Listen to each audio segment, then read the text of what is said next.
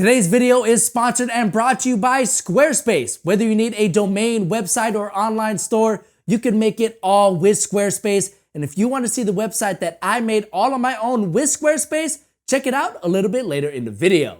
What's going on, guys? It's JAHRONMON. Welcome back to another episode of NBA Kicks. In today's episode, we're gonna talk about some socks. That's right, socks. There's a particular pair of socks in the league that's just, it's perplexing me. I have no idea what's going on with these. I love to get your guys' take on them. And I also came up with an idea for a particular pair of shoes that I think Adidas should adopt. So you're definitely gonna wanna stay tuned for that.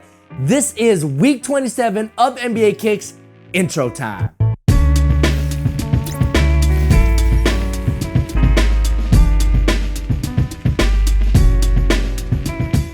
Starting off the list at number 10, we have Lou Williams with the peak Lou Williams playoff shoe. Now, I know what you're thinking. First of all, you're surprised that Lou Williams even has a signature sneaker. And secondly, you're probably thinking that I called these the peak Lou Williams playoff shoe because I don't actually know what the name of these are. But seriously, you can look online for yourself. These are called the peak Lou Williams playoff shoe. Despite its less than creative name, the Lou Williams Peak Playoff Shoe makes this week's list of NBA Kicks, mainly due to the fact that Lou Williams and that entire Clipper squad needs a major shout out for the amazing display of grit that they showcased against the overly talented defending champs, and also because having a signature sneaker of your own like Lou has is a pretty amazing feat, and he hasn't made an appearance on NBA Kicks yet this year, so I thought I'd add him on this week's list because he most definitely deserves it.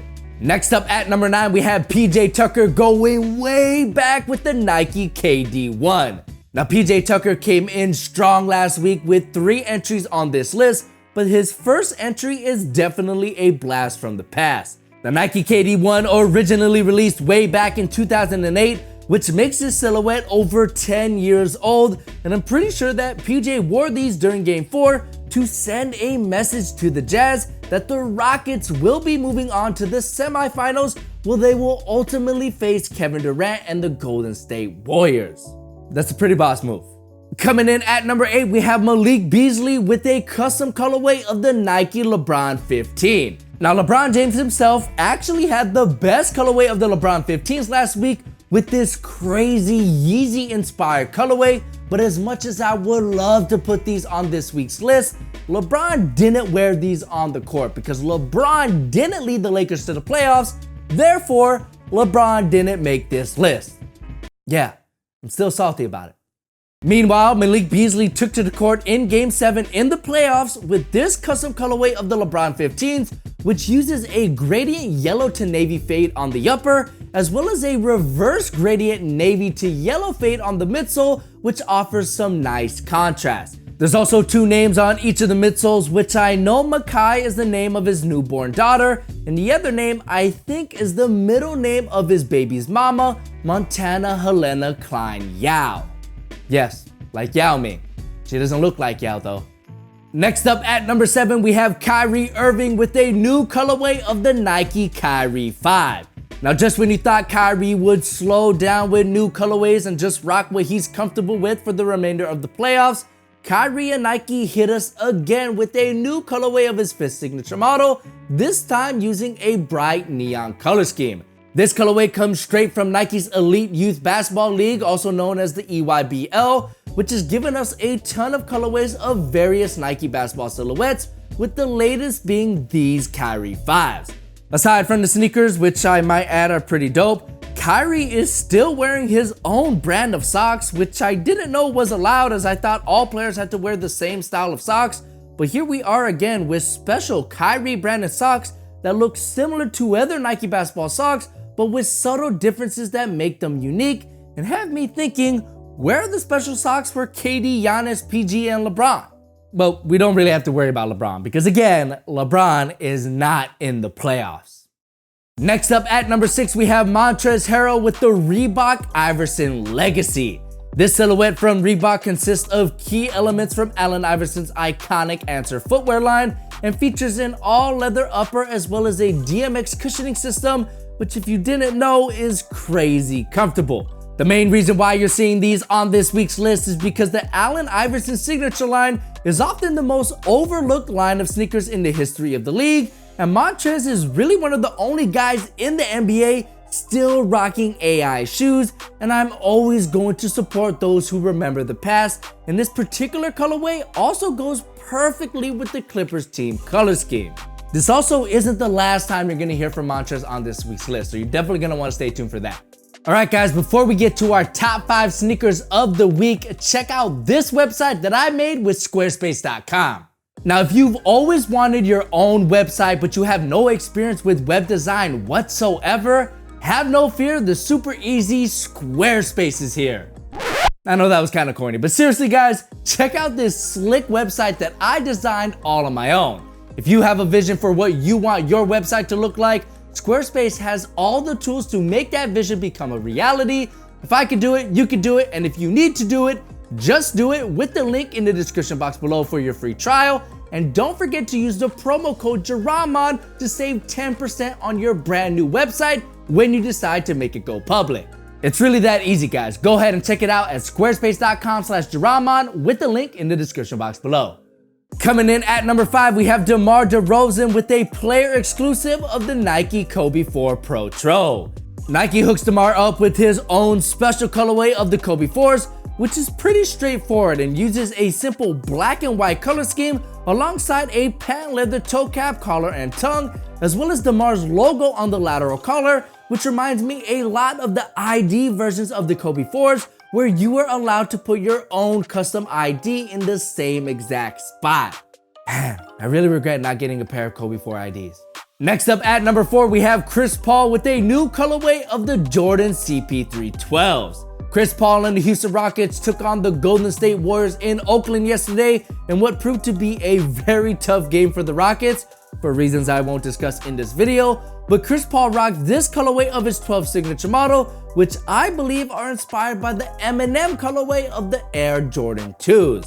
As you can see, both colorways use the same exact handwritten graphic in white and red on top of an all black upper, with the only difference being that the CPs don't feature any gray like the Jordans 2 do, which I think would have been an awesome look for these CPs. Alright, I gotta ask, is this a foul? Sound off in the comment section below. Next up at number 3, we have Montrezl Harrell again, this time with the St. Vincent St. Mary's colorway of the Nike LeBron 15s. Now, not only are these one of the rarest pair of kicks that we've seen Montrezl rock all season long, but he decided to bring out not 1, not 2, but 3 St. Vincent St. Mary's colorways in the same game. Yeah, 3 sneakers, 1 game. How does that even work? Alongside the LeBron 11s, Montrezl rocked 2 pairs of the LeBron 15s, which all have that classic green and gold St. Vincent St. Mary's color scheme, but this away colorway that uses a beautiful gradient green to gold midsole has to be my favorite of the 3. Montrezl and the Clippers have also been officially eliminated from the playoffs, which means that we won't be seeing Montrezl on NBA Kicks anymore, so I got to shout him out for turning in one of the most prolific performances I have ever seen in terms of his kicks on the court. Coming in as our runner-up, we have Donovan Mitchell with a new colorway of the D.O.N issue number 1. Now look, I'm really mad about these because not only did Adidas unveil Donovan Mitchell's first signature sneaker like months ago, but they recently just announced that the D.O.N issue number 1 won't be available for purchase until the summer. Like why? Like that just makes no sense, but whatever. On top of all of that, Adidas continues to give Mitchell new colorways of his first signature sneaker, which only makes the wait for the silhouette all the more gruesome, with the latest colorway using a black and neon green color scheme, which reminds me a lot of the stealth spider suit from the Amazing Spider-Man number 650. Now I think Adidas should name the colorways of the D.O.N issue number 1 by the issue number of the comics that they're inspired by. For example, this colorway of the D.O.N issue number 1 would be the number 650s. I know that's a lot of numbers, but I think it would be a cool way to not only showcase Donovan's love of comics, but a creative way to cross-promote the comic books that inspired this sneaker itself. Adidas, feel free to take my idea. I really don't need any credit. You don't even need to pay me. But you know, maybe send a couple of pairs my way. That'd be nice. Finally, at number 1, we have PJ Tucker with a brand new colorway of the Air Jordan 5s. PJ debuts the latest collaboration on the Air Jordan 5s, which were done by Trophy Room, the sneaker store owned by Jordan's son Marcus, and features 2 separate colorways, but the one that PJ rocked during game 1 looks like it'll be limited to friends and family. Using a Raging Bull-like all-red upper, this colorway of the Air Jordan 5s also feature Marcus's number 5 instead of his dad's 23, as well as the trophy room logo on the back of the left heel. The only thing that's kinda throwing me off here is the discoloration between the 2 translucent elements, as the translucent mesh on the midfoot looks a lot more blue than the translucent rubber on the outsole. But who am I kidding? I would still try to cop these in a heartbeat, because the Air Jordan 5 is one of my 2 favorite Air Jordan sneakers of all time. So you know I had to put these at the number 1 spot as the best sneaker that I saw during week 27 of the 2018-19 NBA season. Let me know which of these 10 sneakers is your favorite in the comment section below, and if you haven't already, drop a like on this video and click the logo in the middle of the screen to subscribe to the channel for more episodes of NBA Kicks. My name's Jaron, it's been great having you. Catch you guys in the next one. Peace.